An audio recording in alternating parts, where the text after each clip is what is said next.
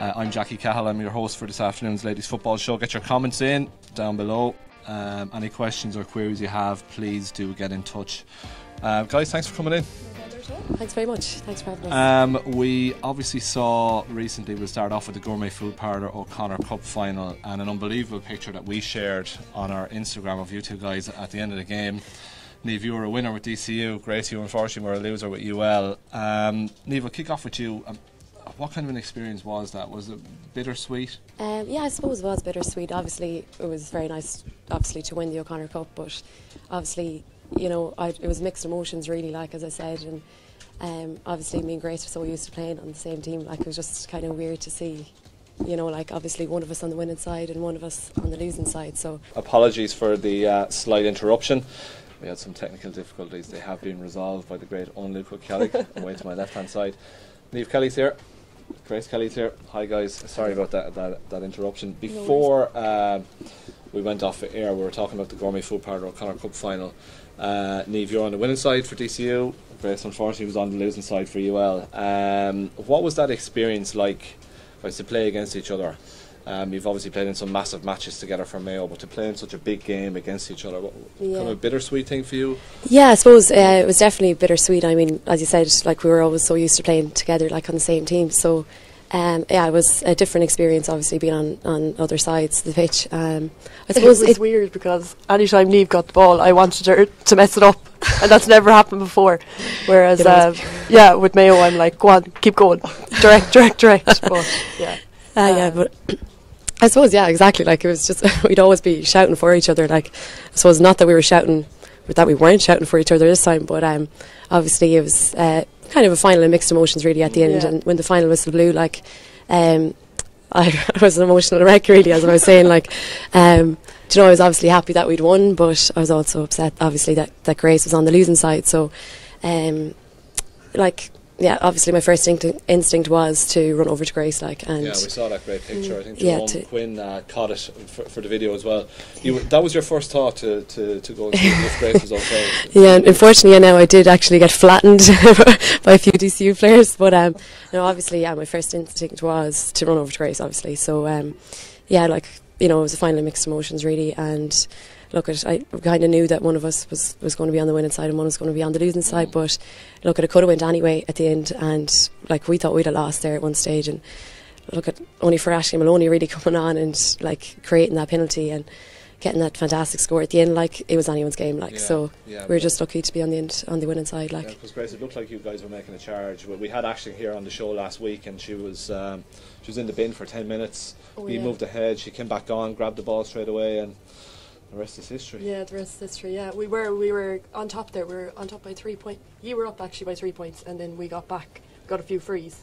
Scally popped over, got a few nice frees, and then Ashley Maloney came on. Then and we were like, no, but yeah, it was upsetting, but it was good to see you come over, I suppose. And but Niamh, as I was saying there a while ago, she was actually more upset than I was. Yeah. You were a bit Niamh. But no, I was happy for Niamh, and when I seen them lift the cup, I was obviously devastated for us, but I was happy for Niamh. Yeah, and I can see it in the two of you guys. It's still kind of a little bit raw, I suppose. It's maybe not the right word, but you know, it's still there. Yeah, like, obviously the disappointment for you, Grace, of losing is still. Yeah, still it hurts. is. Yeah, because you know you're training all the time, and you know the girls, they put so much effort into it, and especially DJ as well, their coach, and our other coaches as well. You know, that's what you train for. It's for that competition. It's one of the biggest competitions in the country. So, yeah, it was upsetting, but yeah, you got a winner, Niamh. So, the Saturday, obviously, the semi-finals on the Saturday. You knew that you would be playing each other in the final. Was there any contact on the Saturday night, or how? I actually contacted you Friday evening, and I said, "Oh, best of luck, or hope you play well, hope it goes well." Yeah. And then Niamh didn't text back.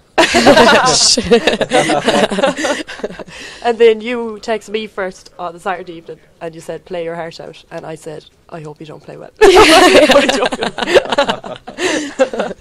have a question in, because before we get back to the conversation, Garvan McFerrin has been in touch. What has been the highlight of your career to date? Would that be right up there? Definitely would be up there. Obviously, like for the last few years, I played at St. Pat's, so this year, as because DCU had taken us over, I suppose, it was a great opportunity to play with DCU. And I suppose definitely, yeah, it would be up there with my highlights. Obviously last year, when we got to Croke Park and the All-Ireland, that was definitely one of my highlights. I know we weren't on the winning side, but it was a great experience playing Croke Park. So I'd say between playing at Croke Park and, well, obviously I definitely would probably pick the O'Connor Cup because we won. I'd say, yeah, Croke Park was just something else. Like, you build yourself up for it and you know it's a big day, but there's nothing like running out into the pitch and then seeing all of the people there. Like, there was some crowd and the screaming children and everything. It was unbelievable. So I think that was the highlight. Yeah, definitely. Brilliant. Keep your comments coming in and questions for the girls. Grace and Niamh Kelly from My Davids and Mayo in studio today. Just going back to the O'Connor Cup final again, and I won't spend too much time. Mam was there, obviously. Oh, poor Breda. It was Mother's Day as well. Yeah. So her heart was torn in two, the poor Fred. I actually heard from people at home, they were saying they were sitting beside me and they're saying, well, Grace the ball. They're like, go on, Grace, go on, Grace. And every time I had the ball, she was shouting for me. So. She was a nervous wreck. I think Dad, he actually went to the two semi-finals and he couldn't hack it. He had to go home. He didn't even go to the final. Yeah, he had something on, but still he was like, no, it was too much. But I saw her at full time, and I actually saw you on the touchline as well. And I said, Grace, I'm sorry, you know. There's nothing else you can say. Yeah, you can't really say much more. In Yeah, that moment, but I think Mam, like, she was happy. Did she enjoy it? She was a nervous wreck. Like, she was happy for Niamh, but she was more like, oh, poor Grace, because I was the loser. Like, she wanted us both to be happy, kind of thing. Just say one of us was down in the game, you know, she'd be like, just say, Grace, they were down first by 3 points. She's like, come on, Grace, you know, we want you to win. And then we were down. She's like, come on, Niamh, you get the score. Like, so. We're back again. Hi folks, sorry about another brief interruption, but we are back live with Niamh and Grace Kelly. We're just chatting about the O'Connor Cup final, obviously, guys, and we'll move on to the inter-county scene. Cork on Sunday. Down to Mallow. Like, you know plenty about each other from the last couple of years, met in a league final as well. So yeah, exactly, and actually I've played with a few of them with UL now, so there's a good few Cork ones down there. So yeah, they'll be very, very good. You know, Scally, she's an unbelievable free taker, and there's a good few of them down there. So yeah, we're looking forward to it though, and we played them in the semi-final last year, so that was a good win for us. So I think it'll be a good game. Yeah, absolutely. There was a final in Parnell Park as well against Cork, wasn't there, a couple of years ago in the league? Yeah, that's right, in the league final. Yeah, we lost by a point. That's I think right. It was an incredible game. But Scally is shooting the lights out, isn't she? She is. She's doing very well. You know, county and for Cork and college as well. The O'Connor Cup final there, she scored about 11 scores. Yeah. So she's definitely one to watch. Yeah. She's unreal. Like, so. But it's not only Scally; they have loads of other players as well. Like, so obviously we're always going for them, but. Sure, we'll go down and make the trip anyways, and we'll see how we get on. How do you rate Mayo's start to the campaign so far? To the start actually, it's great to see so many young players in actually. Yeah, we have a lot of new players. Yeah, it's great to see. I know obviously we don't have Cora, and like she's a massive loss, like, but it's a great opportunity for her to go over to Australia.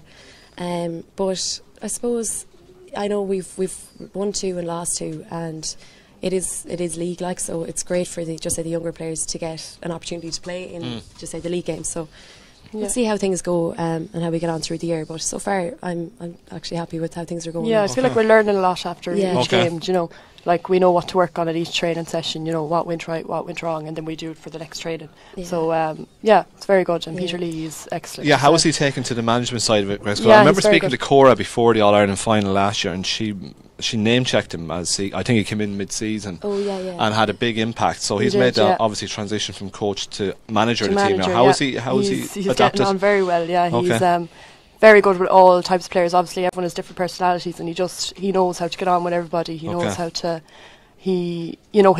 his trainings as well are real motivation, and whatever we had to work on, that would be the first thing he'd do for the next training. He's excellent, I think. And he's a very experienced coach as well. You know, he's been around the block. Yeah, he's very approachable, like, as well, and he's so easy to get on with, like, and he's great for the young ones coming in. He's been so welcoming to everyone as well. So yeah, he's doing great work now. I have to say.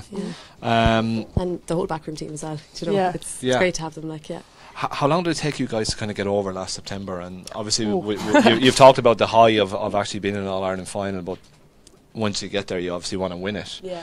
How did you get over it, Niamh? Did it take a while after September? Yeah, obviously, like the month of September, October was you know, it was tough getting back, especially because you're going straight into college football. Yeah. And at that point, kind of had to, you know, like make a decision between, I suppose, Pats and DCU as well. So it was, it was hard to get straight back into it for college football. So yeah, it was grand. Like, I suppose took a while, but I think the fact that we had college football was probably a good thing, really. Like, as in, it kind of took our minds off it then as well. Like, and I suppose I think since getting to Croke Park as well, you know, when you actually get there, you just want to get there again. You know, it's so motivating. Yeah, I think that's the motivating factor for this year now. You just want to get there again. And how did you rate the performance, Grace, in All Ireland final? Because I saw you, I actually saw every one of your championship games last year. Connacht final didn't go according to plan. Obviously, Kildare, and he built a nice head of steam from there and knocked out Donegal and Cork. And just thought when it got to the final that it kind of dipped a little for you. We were kind of going on the up and up, and then when we got there, we're kind of, I don't really know what it was, probably the atmosphere. You know, Dublin had more experience. That was their 4th year in a row there, so I think it was experience. But it's good now this year that we're getting in. You know, we played Galway before the Galway men's team in Pearse Stadium, and then we played Dublin before the Dublin men. Game. That was a good game as well. So, you know, we're playing in the big stadiums now. We're well used to it. So, yeah, hopefully. That experience will obviously stand you in good stead if you get back there, and that's the goal, Niamh, is to get back there. Yeah, exactly. Like, as Grace said there, like, it's great for just at the ladies' profile, obviously, to have double headers like in that. So it's, you know, all this experience will hopefully stand to us. And yeah, hopefully we'll be back again. But that is the drive, that's the aim, like, is obviously to get back to Croke Park. There's obviously some experiences to be there and that, so that's the aim. And yeah, sure, we'll see how the year goes. Yeah, we wish you well. Niamh, I'm going to throw the Cora question at you. She's been away and did very well for herself, and they almost got to a grand final. I'm sure she'll be on her way home soon. We don't know what her plans are with Mayo. Fingers crossed she'll be back. Yeah, obviously, I mean, Grace has kind of answered the question there. Obviously, you'd love to see her back in the green and red. Oh, definitely. Like, she's the best ladies footballer that's like I've ever seen, anyways. And like, she's unbelievable. She's a great team player. Like, and obviously she had a great opportunity to go over to play AFL. Like, and you know, she did very well over there as well. Did very well. Excellent. So she'll be back flying fish, I'd say. Do you know, because they're training all the time over there. So yeah, hopefully we'd love to have her back. You know, she obviously has loads of decisions on her hands. Like, but hopefully, like, we'll have her back. But sure, we never know. Like, she's Grace, Tommy Kieran asking, what will life be like without Cora at county level? Well, we don't know that. Hopefully we don't have to answer that question. Hopefully we don't have to answer like that. But I don't know what it'd be like. So far, like, we're doing okay. We've got won 2 matches and lost 2 matches. But yeah, it would be excellent to have her back, you know, just as the driving force in the forwards. But it has made us all step up and all of that. But yeah, I definitely think, give it one more year, Cora. So yeah, that's the message, Cora, if you're watching. Guys, I guess a player like Cora in the squad, like, we're also talking about Marta Carter maybe and Yvonne Byrne. Any indications from those guys what they're going to do? It's hard to know, really. They've given an awful lot of years to Mayo football, and like, they don't know Mayo anything, like, so they've had fantastic years. It's hard to know, really. You know, never know, the 3 of them might sit down and have a cup. Like the 3 musketeers, they're one in all in, aren't they? You know what I mean? Yeah, I think so, yeah. We'll so see. It'll be interesting to keep an eye and see what happens there. Hopefully Cora's got it fresh, and then the other 2 follow in their footsteps then. How are things going with the club, guys? Because obviously Carnacon are the standard bearers in Mayo and nationally. Tell us a bit about the club, Niamh. And the club, it's starting up now. We've our first game the end of March, beginning of April. So obviously we don't know who we have yet, but we'll be looking forward to that now. Hopefully maybe we'll get Carnacon before Cora comes back. That would be great. But yeah, it's going well. We've some great players there, like, so just need to get back training properly all together. And they're great. There's some great girls there, like Fiona Doherty, she's with the Mayo panel as well. So she's from White Davids too. And Natasha Gaughan, who was with us last year as well. So so we should have a good team, you know, this year.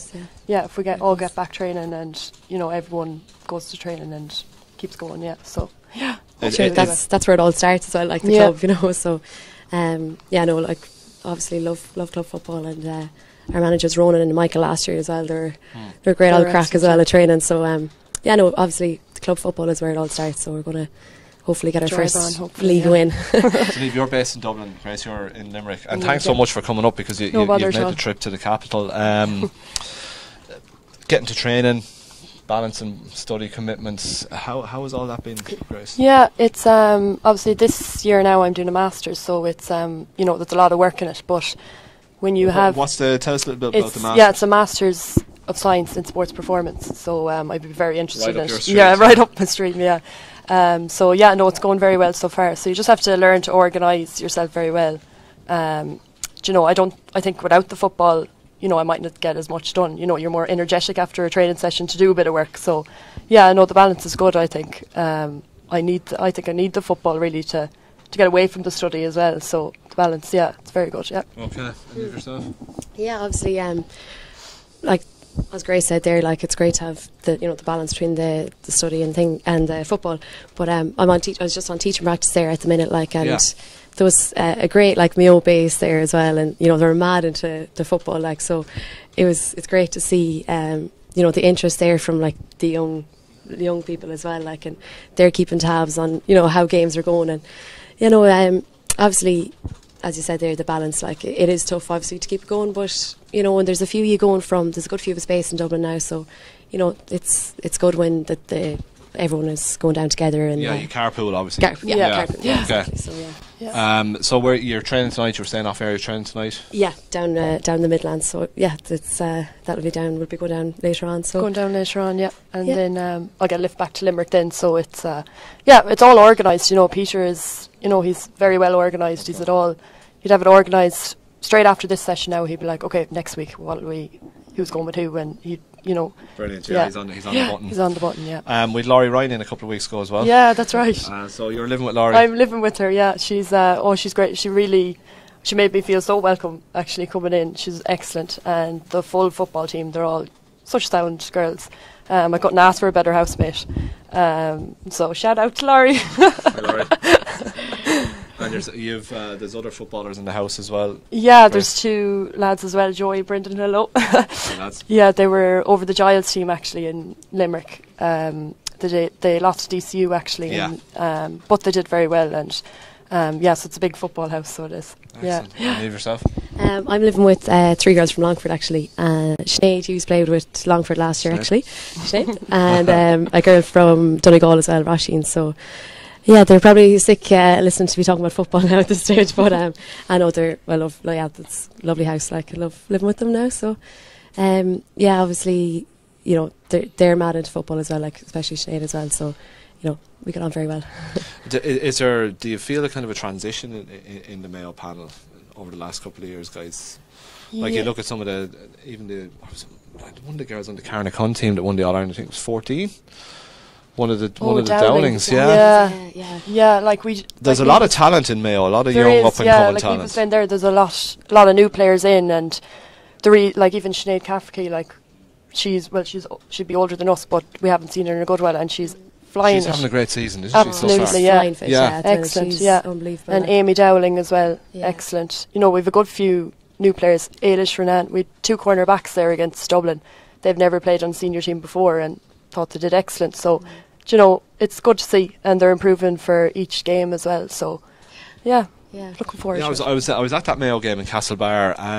Some of the points you kicked he kicked a couple of screamers on the night, but Dublin, they are the standard bearers now. They're the team everybody has to catch. Definitely. They're definitely the team to beat. Like, definitely, without a shadow of a doubt. And like I played with a few of them for DCU. Like, so obviously, like, it's, you know, they're obviously definitely the team to beat. Like, and you know, they have the experience there from playing at Croke Park for the last couple of years as well. So, you know, they're definitely ones to watch. Yeah. Is there that bit of rivalry built up now? Because in Cavan a couple of years ago, there was the All Ireland semi-final, and there was just a point between you as well. And then you meet in a final.